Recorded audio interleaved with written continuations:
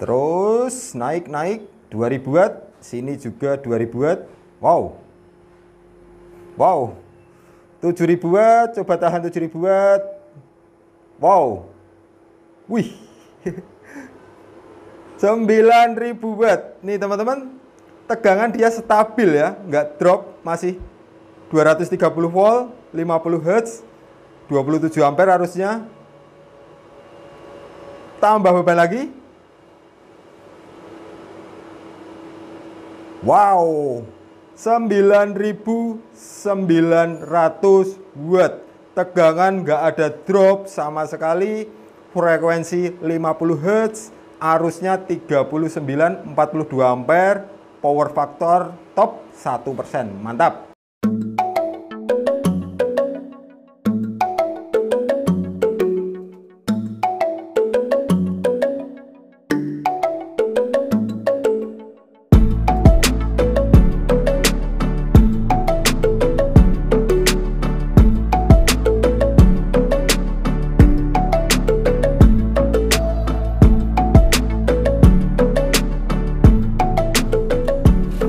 Ini ya teman-teman, kita baru saja kedatangan PCB yang beberapa minggu lalu sudah kita desain untuk jalur-jalur PCB pada ini inverter kapasitas 10.000 watt. Karena dari beberapa kali uji coba atau beberapa kali pengujian di inverter, nah inilah unit yang kita sempurnakan untuk handling kapasitas daya 10.000 watt sistem 48 volt ya. PCB double layer ya. 10 sampai dengan 15 kW, 48 sampai dengan 96 volt. Ini menggunakan 32 MOSFET. Total 32 MOSFET. Nah, untuk kapasitor sendiri ini juga kita buat gede. Nanti 10.000, 100 volt atau 80 volt, karena kapasitor di sini berperan penting saat mesin inverter terkena beban lonjakan tinggi, maka butuh asupan daya ya. Dayanya diambilkan dari bank-bank kapasitor yang di sini. Kalau elko kecil, nah itu kan kadang drop, kadang nggak stabil dan bermacam-macam lah untuk human errornya. Dan ada kita sempurnakan lagi di beberapa bagian, terutama ini ya untuk penguat MOSFET. Nah ini kalau yang dulu-dulu kita hanya menggunakan satu penguat MOSFET untuk tiap 8 MOSFET ya. Tiap 8 MOSFET kita hanya menggunakan satu pasang tontem. Namun di sini kita sempurnakan teman-teman. Jadi kita menggunakan 2 tontem untuk handling tiap 4 MOSFET. Nah ini. Jadi totalnya ini ada 8 set tontem. 1, 2, 3, 4, 5, 6, 7, 8. Mantap. Nah ini untuk fan, kipas, pendinginan juga sudah kita taruh sini ya. Sesuai dengan sirkulasi heatsingnya. Untuk jalur baterai ini juga kita tambahkan juga sistem AirSun untuk mendeteksi proteksi arus ya, arus berlebih nanti yang kita setting di BWM. Untuk bagian bawah, nah ini untuk bagian bawah seperti ini teman-teman. Nah ini ya, jadi jalur-jalur blok kita buat tebel, terutama ini ya, jalur utama ini ngalirin arus ini ya, arus negatif cukup gede di sini. Misal 10.000 watt sistem 48 volt. Nah, di sini ini teraliri arus paling enggak 200 ampere biar bisa handling untuk arus 20 ampere. Makanya nanti di sini akan kita kasih blok tembaga sama kita kasih timah. Begitu juga sini ya, kita tambahkan blok-blok penguat lagi karena daya yang dikeluarkan memang cukup besar. Terus yang pojok ini kontrol untuk BWM-nya. Mantap. Dan untuk trafo sendiri, kalau di inputan baterai ini keluar 200 ampere, maka di output trafo dari MOSFET yang keluar ke trafo ini karena tegangannya lebih kecil. Kalau di baterai 48 volt, sedangkan di output trafo ini cuma 28 volt. Nah, itu kan hampir 2 kali lipatnya ya. Kalau di sini 200 ampere, pasti output di sini akan 300 ampere. Biar nanti arusnya makin kuat, maka output yang menuju ke trafo kita satukan ke heatsink yang di MOSFET. Ini kita baru sampel, ada beberapa unit ya, 10 piece saja untuk yang kapasitas 10.000 watt. Oke teman-teman, langsung aja kita isi komponen sama langsung aja kita cek ya, apakah masih ada yang salah atau seperti apa. Yuk.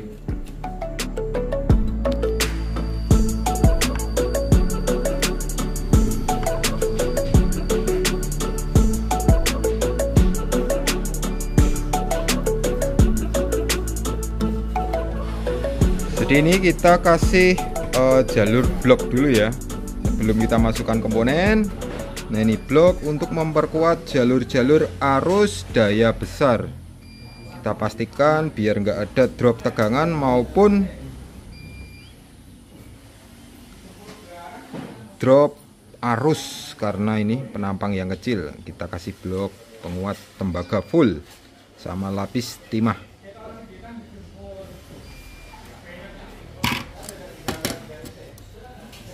Tinggal ngisi bagian komponen, dan ini terminal blok yang menuju ke baterai kita buat double juga karena memang daya besar. Kita ersan juga ini untuk proteksi arusnya.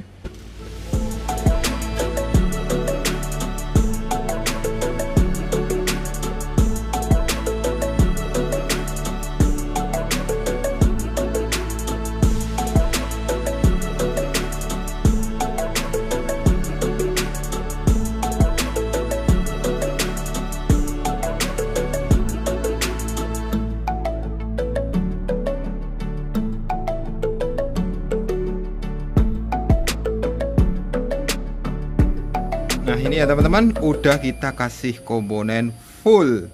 Di sini MOSFET juga bisa digunakan beberapa tipe. Bisa menggunakan tipe HY, ada 4008, 5208 maupun HY 5608. Nah, kalau HY 4008 itu arusnya cuma 200. HY 52 itu kalau nggak salah 280. Yang HY ini 5608 ini sampai dengan 320-an ampere. Nanti kita cek dataset lebih jelasnya. Nah, untuk komponen-komponen sendiri juga kita perhitungkan ya untuk ukuran serta kualitas komponen, karena memang daya yang dikeluarkan akan sangat-sangat besar. Nah, ini bagian tontomnya juga kita kasih dual full isi semua. Sini ada step down untuk driver tegangan ke tontom. Terus nanti, nah ini yang tengah ini yang kapasitor bank yang kita bilang tadi 10.080 volt. Cukup 80 volt karena tegangan kerja di baterai hanya 48 volt. Mantap. Untuk kipas sendiri nih ya, kipasnya. Jadi sirkulasi langsung kena bagian kisi-kisi heatsink yang menyerap panas. Nah, untuk jalur trafo sendiri juga nanti outputnya langsung di sini. Gede nih, total bisa 300-an ampere untuk arus yang mengalir di blok heatsink ini, yang keluar masuk ke trafo input ya 28 volt. Langsung aja kita siapkan untuk penguat lainnya seperti trafo box dan lain-lainnya. Yuk. Ya, ini ya untuk proses perakitan di box casing. Nah, ini yang kita siapkan untuk kapasitas 10.000 watt sistem hybrid nantinya. Jadi untuk trafo sendiri ini low frekuensi menggunakan trafo donat full tembaga. Jadi ini tembaga yang sudah pakai, bisa dikuas atau dikupas ininya ya. Kalau aluminium silahkan kembalikan kita. Trafo rakitan sendiri nih untuk trafo Nah, untuk spek trafo pun juga kita sesuaikan sama kebutuhan daya output. Makin besar tentunya kondisi trafo fisiknya makin gede dan penampang kawatnya juga makin gede. Nah, di sini untuk sumber inputan kita kasih 4 jalur. 4 jalur ini keluar berapa volt ini? Dalijo? 2 kali 0,28. Nah, ini ya. Ini kita berdiskusi dengan Lek Dalijo. Jadi ini tiap ujungnya tinggi. Ini ya. Nah, 0,28. ini ya. Jadi ini 028, ini 028. Seperti yang saya bilang tadi, sistem inverter ini bisa bekerja nantinya di 48 maupun 96 volt tergantung elko sama MOSFET yang digunakan. Jadi kalau mau main sistem 48 volt, tinggal trafo ini kita paralel. Nah, ini paralel seperti ini. Ini 0, ini 28. Kalau mau diubah ke sistem 96 volt, tinggal kita seri. Nah, ini tengah 0, yang 2 ini masuk ke blok heatsink di itu ya, ada tulisannya output 12. Jangan lupa juga kita tambahkan sistem induktor. Induktor juga gede sebagai pelancar arus kerja, karena output yang dihasilkan di keluaran inverter ini dia belum sinus murni ya. Nah, difilter oleh induktor ini. Biasanya induktor ini berfungsi sebagai filter, maka dari itu di sini tuh panas banget induktor, makin lebih panas dibandingkan di trafo. Mantap. Di proses perakitan, langsung aja kita set untuk perlengkapan lainnya.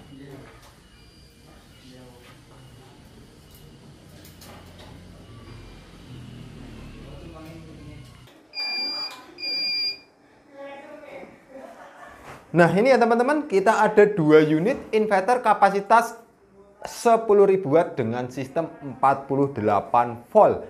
Kalau yang sebelah kiri saya ini adalah spek yang lama, dan untuk yang sebelah kanan ini ya, ini adalah spek yang baru yang kemarin kita rakit dan kita desain sendiri untuk PCB-nya, penguat MOSFET serta komponen-komponennya.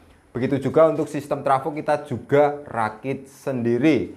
Nah, spek ini kita buat khusus ya teman-teman, karena luar biasa ini dengan sistem baterai 48 volt, tapi dia dipaksa mampu bekerja maksimum atau peak di 10.000 watt. Karena jarang banget ya inverter yang mampu bekerja di daya 10.000 watt. Rata-rata untuk inverter pabrikan pun daya segitu sudah main beberapa inverter atau main sistem 96 volt. Jadi project ini kita buat karena beberapa hari lalu, beberapa bulan lalu itu banyak banget permintaan inverter 10.000 watt dengan sistem 48 volt. Kenapa kok 10.000 watt? Karena ini spek inverter mau digunakan untuk project instansi ya, Kemenkes biasa diinstal untuk daerah-daerah 3T. Nah, itu untuk diinstal di puskesmas yang jarang ada PLN. Adapun mungkin pas siang hari atau pas malam hari. Nah, karena speknya harus 10.000 watt, dari panel surya juga 10.000 watt, dan sistem baterai juga 48 volt, karena baterai pun juga memaksakan di 48 volt, dikarenakan baterai di pasaran di Indonesia itu yang beredar hanya 48 volt. Nah, untuk sistem baterai 96 volt itu sangat-sangat jarang. Walaupun ada, harganya sudah kelewat mahal. Nah, makanya itu kita buat spek inverter ini menyesuaikan kebutuhan customer di lokasi, tentunya untuk support inverter ke beberapa PT, beberapa perusahaan yang bergerak di bidang alat medis. Nah, untuk tampilan seperti ini bagian depan, jadi kita desain juga boxnya menggunakan box seperti ini ya teman-teman. Jadi nanti saat disusun satu rak dengan baterai lithium itu sudah compact. Dilihat juga sudah bagus, nggak repot lagi untuk instalasi di lokasi. Nah, untuk bagian depan juga kita sesuaikan. Nah, ini ya, bagian terminal baterai maupun input output ada di belakang. di blok belakang, dan yang depan ini adalah MCB aja, MCB dari baterai, MCB input output baik dari inverter maupun dari PLN, dan untuk bagian tengah ini adalah layar LCD untuk memonitoring sistem, watt, dan beberapa parameter. Kanan kiri ini sirkulasi ya untuk fan. Nah, untuk sirkulasi sendiri kita juga perhitungkan karena ini kapasitas besar 10.000 watt, tentunya suhu di mesin ini akan sangat-sangat panas ya. Makanya ini kipas juga harus mendukung. Nah, untuk cara menghidupkan sistem ini cukup mudah. Di sini kita konekkan dulu, jalur baterai ada di belakang ya, sudah kita konekkan. Nah, untuk jalur baterai sendiri ini karena daya 10.000 watt, kalau hanya main sistem 48 volt, otomatis daya maksimum itu arus kerjanya di 200 ampere. Untuk menghandle kapasitas 200 ampere, jika pakai satu kabel, itu tentunya diameter atau penampang kabel itu besar ya, 50 maupun 70 mili sana. Nah, ini kita juga sudah kasih 2 jalur untuk masing-masing negatif dan positif inputan baterai. Jadi nanti bisa menggunakan baterai 2 kali 35 mili maupun 2 kali 25 mili kalau dayanya kecil. Nah, ini untuk menghidupkan pertama kali, jangan lupa ini soft start biar baterai lithium yang kalian gunakan nggak protek. On kan MCB. Nah, kalau hanya pemakaian daya kecil bisa menggunakan 1 MCB saja. Tapi kalau beban pemakaian memang besar, bisa diaktifkan kedua-duanya. Untuk, nah ini kan masih off. Nah, ini tinggal tekan power. Oke, on. Nah, untuk parameter menu sendiri masih seperti yang dulu teman-teman. Jadi bisa kita prioritaskan sebagai backup, bisa kita prioritaskan sebagai sistem PLTS. Kalau backup saat PLN padam, inverter akan langsung bekerja. Kalau sistem PLTS, dia prioritas kerja harian adalah PLTS atau baterai. Nanti saat kondisi baterai drop menyentuh tegangan batasan bawah, maka sistem PLTS berpindah ke PLN. Nah, ini kita akan lihat ada apa aja. Kamera mungkin lebih mendekat ya, nggak usah pakai stand, langsung aja dilepas biar lebih jelas ya teman-teman. Jadi ini model RAX ukuran 5U 22 cm. Nah, ini ya parameternya di sini. Ini AC output 220 volt. Kita lihat. Nah, inputan karena nggak ada inputan makanya 0. Nah, kondisi baterai kita bisa lihat wattnya masih 0, belum ada beban. Suhu 45 derajat karena tadi udah aktif, jadi suhunya 45 derajat. Nah, itu ya teman-teman, simple. Sekarang kita juga akan lihat dengan daya inverter 10.000 watt ini berapa sih arus standby yang dibutuhkan. Nah, banyak juga teman-teman yang tanya, Mas, standby-nya berapa watt? Karena itu juga mempengaruhi di kapasitas baterai ya. Kalau hanya standby seperti ini otomatis nguras baterai. Makin kecil tentunya makin bagus atau makin efisien. Nah, ini kita lihat pakai tang ampere. Kita arahkan ke skala DC ya. Nah, ini kita lihat di bagian belakang, ini kipas sudah aktif. Jadi kemungkinan bebannya agak tinggi karena sudah aktif keduanya kipas. Oke. Kelihatan enggak? Nah, 0,8 ampere teman-teman. 0,8 ampere.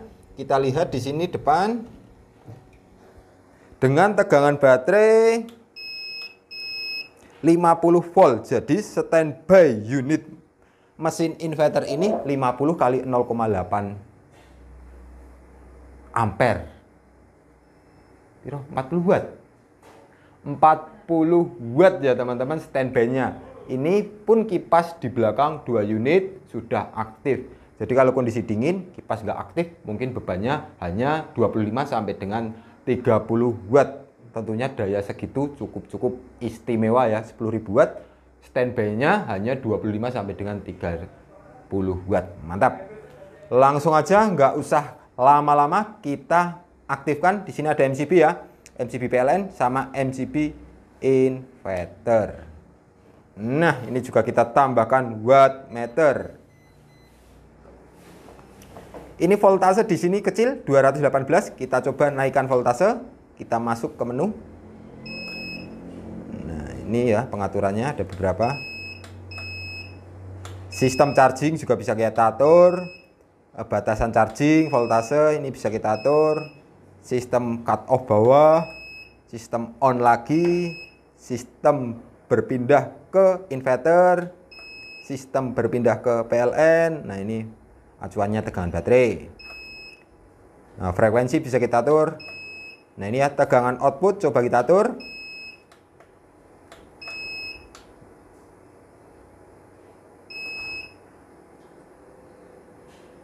Ya teman-teman, tegangan output 229 volt. Mantap.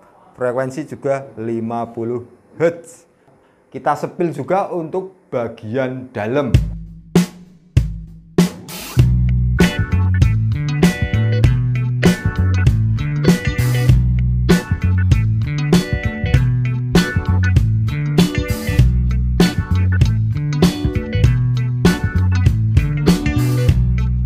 Nah, seperti ini untuk bagian dalam. Di sini ada beberapa komponen. Ini tipe low frekuensi. Jadi tim kalian kalau pas install juga sangat mudah lah menguasai sistem daleman mesin inverter ini. Yang ini ya. Ini trafo step up. Jadi kapasitas trafo ini 10.000 watt. Nah, untuk modul inverter ini di bawah MOSFET-nya.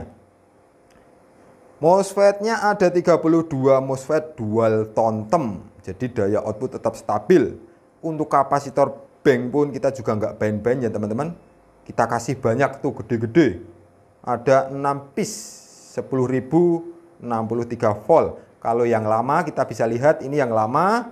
Nah, ini kan cuma kecil-kecil. Jadi seringkali drop di daya besar. Nah, kita buat spek ini karena menyempurnakan untuk produk kita yang lama. Ini ya, mantap. Nah, ini yang atas ini juga simple. Dia hanya modul kontrol atau modul PWM untuk ngontrol kinerja inverter, ngontrol charging, ngontrol pengaturan perpindahan. Dan ini juga, nah ini, kalau yang ini ada 2 relay ya teman-teman. Nah, relay ini karena kapasitas 10.000 watt, makanya kita buat paralel semua ini. Jadi kita jamin kuat untuk relay. Nah, satu relay untuk output, satunya lagi untuk input dari PLN. Seperti itu teman-teman untuk pengujian unit inverter hybrid kapasitas 10.000 watt. Nah, buat teman-teman nggak usah khawatir untuk beli unit inverter kita, karena dari segi sistem sendiri kita juga sudah paham. Dari PCB kita desain sendiri, kita isi komponen sendiri, kita tentukan wiring jalurnya sendiri, segi trafo pun kita juga lilit sendiri, kita tentukan kawatnya sendiri, sehingga mampu menghasilkan, bisa teman-teman lihat tadi, daya output 10.000 watt sistem 48 volt yang stabil. Jadi kalau dibilang untuk TKDN di atas 80%. Tapi kita belum ngurus persyaratan atau sertifikasi untuk TKDN ya teman-teman. Jadi kalau ada project bisa konsultasi ke kita. Nanti jika mau install ada kesulitan juga bisa konsultasi ke teknisi kita. Nah, untuk gambaran harga sendiri, karena ini produk baru, harganya hampir sama kayak yang lama, cuma selisih-selisihnya dikit. Nah, ya kalau yang lama 18 jutaan, mungkin ini 500.000 lebih mahal. Buat teman-teman yang ingin konsultasi maupun bertanya-tanya tentang sistem maupun spek PLTS, sesuaikan kebutuhan Anda, dan untuk support teknisi dari kita juga siap bantu. Silahkan hubungi tim kita, nomornya ada di bawah ini. Sekian, terima kasih. Salam Aspro Jogja.